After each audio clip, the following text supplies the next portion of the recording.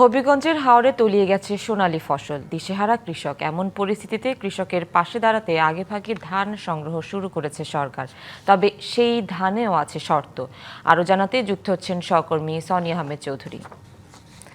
Sony, কৃষকের সহায়তা করতে সরকার আগেভাগেই ধান কেনা শুরু করেছে। ধানের গুণ রং নিয়ে কিছু শর্তও দেয়া হয়েছে। এই বিষয়ে কৃষকরা কিছু বলেছেন কিনা, আর এছাড়া তো আরও কয়েকদিন ভারী বৃষ্টির আভাস রয়েছে। কেমন দেখছেন অবস্থা জানাবেন। সুনন্দা, ধন্যবাদ আপনাকে। আমি এই মুহূর্তে আছি হবিগঞ্জের হাওর অঞ্চলে।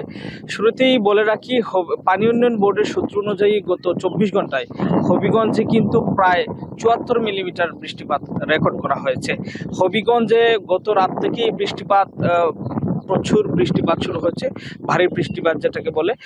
তার ফলে কিন্তু নতুন নতুন এলাকা প্লাবিত হচ্ছে। বিশেষ করে হবিগঞ্জের প্রায় 8টি নদীর পানি কিন্তু ক্রমাগতভাবে বৃদ্ধি পাচ্ছে। এই মুহূর্তে পানি উন্নয়ন বোর্ডের তথ্য অনুযায়ী হবিগঞ্জের সুতাং নদীর পানি বিপদসীমার 43 সেন্টিমিটার উপর দিয়ে প্রবাহিত হচ্ছে। আপনি যেটি বলছিলেন যে ধান সংগ্রহ কার্যক্রমের ব্যাপারে আপনাকে একটু জানিয়ে দিতে চাই। বিশেষ করে ধান সরকার শুরু করলেও আর্দ্রতার পরিমাণ 14% নির্ধারণ করা হয়েছে, অর্থাৎ শুকনো ধান হতে হবে। সেক্ষেত্রে টানা বৃষ্টি পাশাপাশি রোদের দেখা না মিলায় কিন্তু কৃষকরা ধান শুকাতে পারছেন না।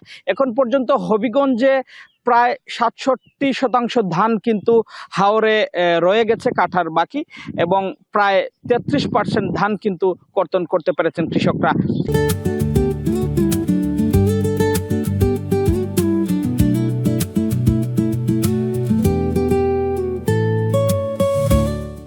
যেই ধানগুলো কর্তন করেছিলেন সেগুলো কিন্তু বিভিন্ন সড়কে এবং ধানের খলায় স্তূপ করে রেখেছিলেন। সেগুলো ধারাবাহিকভাবে বৃষ্টিপাতের কারণে কিন্তু পচে যাচ্ছে, ধানে চারা গজাচ্ছে, পাশাপাশি দুর্গন্ধ ছড়াচ্ছে।